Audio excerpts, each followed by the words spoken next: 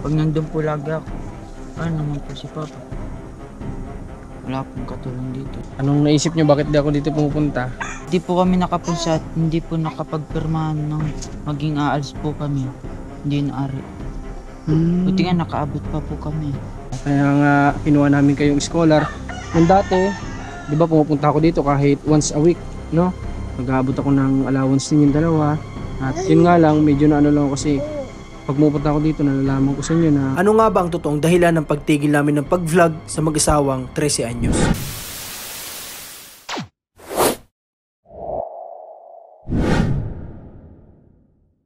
Magandang hapon sa inyo lahat at muli nagbabalik ang inyong lingkod Marcos TV channel. Sa ating mga viewers, sa ating Facebook page, maraming salamat sa patuloy na panunood, pag-share at sa pagko-comment. Ganun na rin dito sa ating YouTube channel, maraming salamat sa panunood ninyo. At kasama ko ang Team Marcos ngayon para pumunta po tayo dito kala Katris. At marahil nagtataka kayo kung bakit wala nating vlog sa kanila. Ngayon po malalaman ninyo yung reason kung bakit at kausapin natin yung mag-asawa. Tara po. Saan tayo dadaan? Diyan o, dito na lang ano. Tara.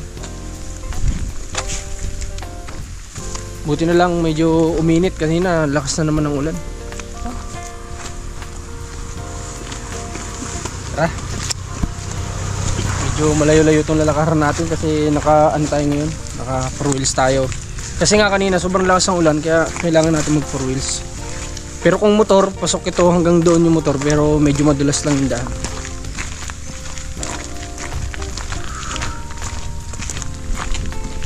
Lakad na ni Rob ito. Sa totoo lang mga Kalingap, tinatanong din po ito ni Kalingap Rob sila Katris kung kamusta na daw ba at gusto niyang yun, paggawa ng bahay. Kung matapos daw yung mga pabahay niya kahit light material ay mapabahayan po ito sila Katris.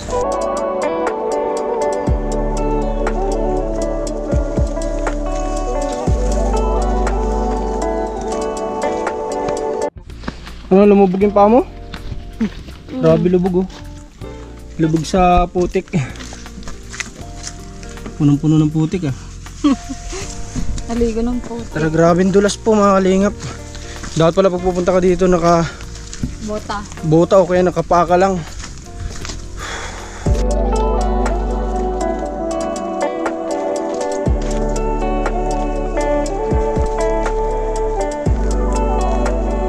Nandito na tayo kala Katris mga Kalingap. Andito yung mag-asawa ngayon. Nandito si Mike tsaka si Katris. Kamusta kayo? Ha? Ayos lang po. Ayos naman. Kamusta yung anak nyo? Okay lang naman. Paras pati kayo nakaitim ah. Kamusta yung pag-aaral nyo? Naglipat na po kami sa ALS. Naglipat na kayo? Ang gawa po nung di po kami nakakapasok. Eh paano kung sa ALS? Yung ano lang po, isang araw lang po sa isang linggo. Sabado lang po. Sabado lang po. Ganun na lang yung pasok nyo. Saan yung ALS na yun? Doon din po sa Gonzalohan po. Okay. Paano yun? Pag natapos nyo yung ALS, tapos na kayo, ibig sabihin ba? Ganun? Pag napasa po namin yung 9, liktaw po kami ng isang taon, grade 11 po ang sunod na. Susunod. Pero sa susunod, hindi na kayo pwede mag-ALS, ang base lang yun. Hindi po pwede po. Pwedeng tuloy-tuloy yun doon. Pwede po. Pwede ka rin pong lumipat sa ano, regular po. Okay. So mga Kalingap, ano pala tong dalawa?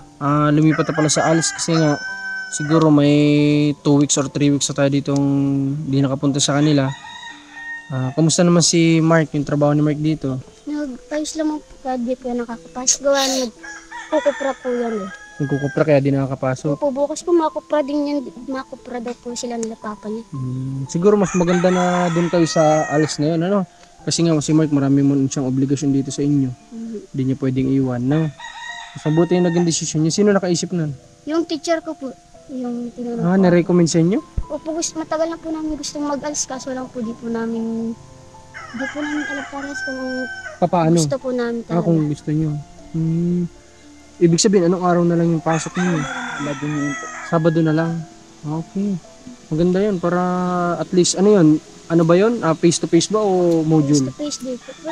Face to face po module. Ay, face to face po pag Sabado. Pag Ewan ko Sabado. po kung bibigyan po kami Isang linggo ng po ang ano. module. Ng? Yung module pag Module? bibigyan po kami. Okay. So maganda yun. Siguro nga po bibigyan kami ng module. Ano pong nangyari yung Sabado lang ang pasok tapos di pang bibigyan ng module. Baka po magbigay. Hindi Kumbaga Saturday na lang yung pasok tapos bibigyan pa kayo module. Eh sa tingin niyo okay naman yun? yung pasok po kami nung nakaraan, wala pong binigay. Nung? Assignment po. Wala po. Nung ano? Yung pong Nung pasok? napasok kami ng Sabado po, wala pong binigay. Assignment lang po. Okay. Napunta ulit ako dito sa inyo, Katris at Mark, kasi nga marahil anong naisip nyo bakit di ako dito pumupunta? Commander, Commander, busy daw po kayo sa shop. Shop ba yun? Isa na yun, talagang sobrang busy din talaga. Tapos tinutulungan ko kasi si Commander sa pabahay niya. No. At saka yun nga, reason ay di tayo, tabi kayong dalawa. At ang reason ay medyo na ano lang kami kasi nga, 'di ba, nung hindi pa kayo lumilipat, dapat araw-araw kayo pumapasok. Kaya nga kinuha namin kayong scholar. Nung dati, 'di ba, pumupunta ako dito kahit once a week, no? Mag-aabot ako ng allowance ninyong dalawa. At yun nga lang, medyo na ano lang ako kasi pag pumupunta ako dito, nalalaman ko sa inyo na madalas kayong absent, 3 days kayong absent, 2 days kayong absent. Parang naisip ko lang na ang gusto sana namin yung parang nagpupursige din bagas na makapasok. Kasi kaya nga kami nandito para umalalay sa inyo.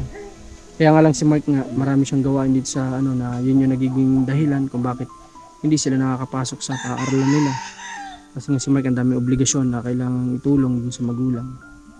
Kaya yun po, naisip ko na dapat talaga sa totoo lang noon magsasabi na ako sa inyo na bibitaw na sana muna ako. Kasi nga gusto ko sana sa tinutulungan ko naman, porsigido din magpasok, no? Kaya nga lang, ngayon naisip ko din na bakit hindi ko muna kayo kausapin, no? At ngayon maganda naman yung naisip nyo na mag-ALS. Maganda yun, ano? Okay, kaya kami nandito din para makipag-usap sa inyo na kung ganyan naman, na ALS na pala kayo, once a week na lang, tutulong pa rin kami, ano? Tutulong pa din kami sa inyo, ha?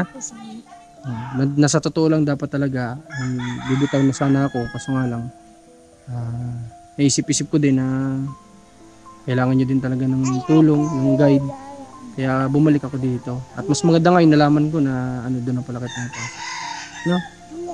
Okay, so maganda, good news to mga kalingap na sila Katris ay once a week na lang.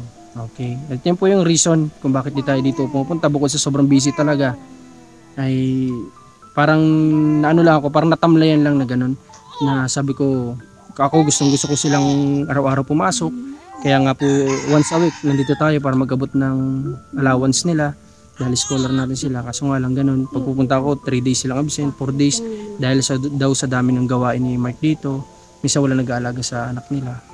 Ay Mark, nabanggit sa akin dati ni Katris na mama ni Katris na gusto pala sana kayong palipatin doon sa kanila.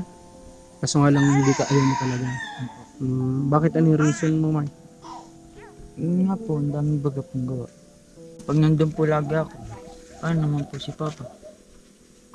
Wala pong katulong dito. Si Kuya naman no, Sabado Linggo po, hindi, may pasok pa din po. Ay, meron pong practice at may DLC po yun. Nagdayo po sila ngayon. Kaya talagang ikaw lang talaga inaasahan, ano? Ngayon po, maulan na naman po ako. Okay. So, yun yung reason ni Mark, no? Sabado Linggo lang po ako dito makakapunta. Kung lilipat kayo doon, ano? So, yun, yain na natin. At least, once a week na lang naman. Kayang-kaya na siguro nila yun. Sa tingin nyo kaya, hindi na kayo magkakabsent sa ganyan? Hindi na po. Ha? Hindi na. Okay, basta tandito kami, Mark, para umalalay ulit sa inyo, ha? Ha? Once a week, pupunta ako dito ulit. Tutuloy ko yung pagtulong sa inyo. Basta siguro naman sa isang araw na yan, hindi na kayo absent. No? Ano po yan? Ha? Isang araw na nga lang po eh. Isang araw na lang yung paglalaanan nyo ng oras sa pagpasok, no? Siguro okay naman na. Ikaw, Katris, may reason pa ba para mag-absent ka? Wala.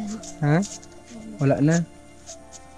Wala nang magiging reason mga kalim kasi isang beses na nga lang ma-absent pa ba tayo nun. So sige, basta tuloy nyo yung pag-aaral nyo at susuporta pa din kami sa inyo. Ngayon may dala ako sa inyo pasalubong. Dito may konta akong blessings. ito, groceries to, ano, para sa inyo. Tapos ibigyan ko kayo ng kunting allowance nyo para nang sa ganun dire-diretso yung pagpasok. Kahit na once a week na lang. Mark, hawakan mo to. Catrice. Ha? Yan i-allowance nyo kapag papasok kayo. Isang beses na lang naman kayo papasok, di ba? Matagal-tagal nyo na makonsumo sa pagpasok nyo, ma-allowance nyo, no? Kung magkano ba binabaon nyo sa pagpapasok? Sandaan po ko. Sandaan. Magdadala po kami Okay, ng 5 times na pasok nyo na yan. Tapos babalik ako dito para mag-abot ulit para sa ano nyo, pag allowance yung pagpasok, ano? Tapos nagdadala naman ako ng groceries para kahit paano yung anak ninyo. No, may meriendahan siya. Kamusta ito? Di naman nagkakasakit? Hindi. Ha? Hindi naman? Nilagnat po yun nakaraan. Ay, yung nga po Yung nakaraan? Nagbingipin po siguro yun. Okay. Ngayon, wala pa ba siyang ngipin? Meron na po yan. Meron na. Apat Antok na antok na, oh. Antok na antok ka na, Tutoy Mark, ah. Kailan yung huling uwi mo doon sa mama mo? Kagapon po. Doon po kami natulog kagabi. Pati si Mark. Ayos. Maganda yun, Mark, na kahit pa paano pala yung jamming ka dun sa pamilya ni Catrice, ano? Wala naman problema na pupunta kayo dun. Maganda Ayos yun. naman po. Okay. Maganda yung mga kalingap na siyempre bilang si Mark asawa niya ito si Catrice at magulang naman ni Catrice na nando sa sentro. Maganda din na pumupunta-punta dun si Mark nang sa ganun ay maging close din, magkaroon ng closeness para kahit papaano panatag din yung loob ng mga magulang ni Catrice kasi malayo itong bata. Kasi 13 nagkapamilya itong dalawa, 13 years old. So talagang wala pa sa wastong edad para magkaroon ng pamilya sana. Kaya nga lang nandyan na po yan. Kaya susuportahan na lang natin sila. Maraming salamat kay Tita Celia sa pagtulong po, sa pag-unawa at sa pagtitiwala. Salamat po sa inyo. Okay. Ngayon ba nagmerinda na kayo? Kakain. Anong ginawa mo pa lang? Nagtrabaho ko ngayon? Hindi po. Kailan ka huli nagtrabaho? Kagahapon po. Anong araw ba kahapon? Hindi po alam din na po kami natin yung Miyerkules. Miyerkules kahapon? Opo. Miyerkules ba kahapon? Martes. Miyerkules ngayon. Miyerkules pala po. Di kahapon nagtrabaho ka. Opo naman po. Okay. So ngayon, Lunes, Martes, Miyerkules, Huwebes, Biyernes, sa Sabado pasok na kayo. Buti pinayagan pa kayo, nakapasok pa kayo kahit ang tagal na ng pasok na Oo nagpasok. nga po. Ano po? Ngayon, pag di po kami nakapunsa at hindi po nakapagpirmahan ng maging aalis po kami, hindi naari. Buti nga nakaabot pa po kami.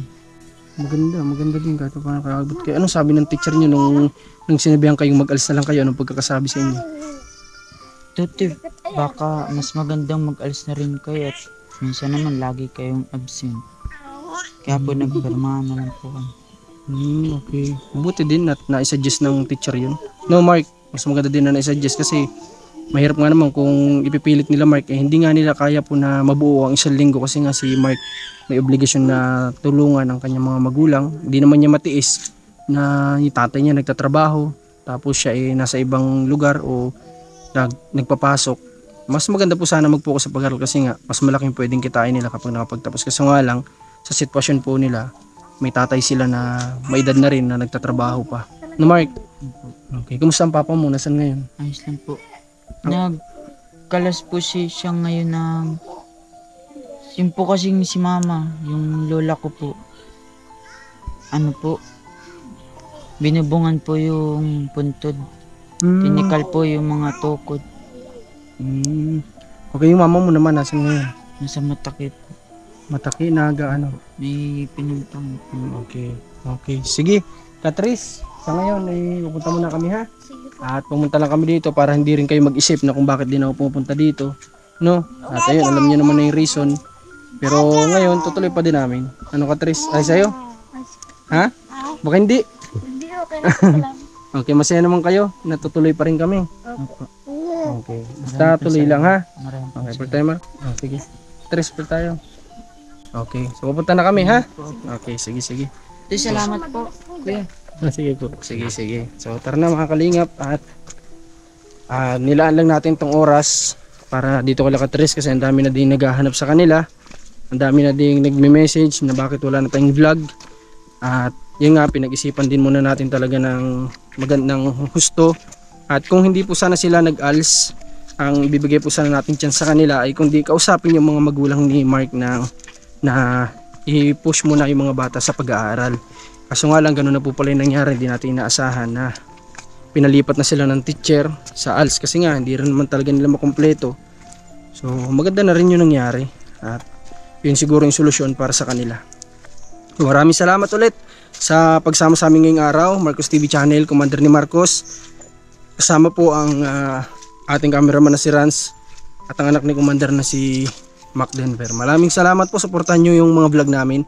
Pagpalain po tayong lahat. God bless po.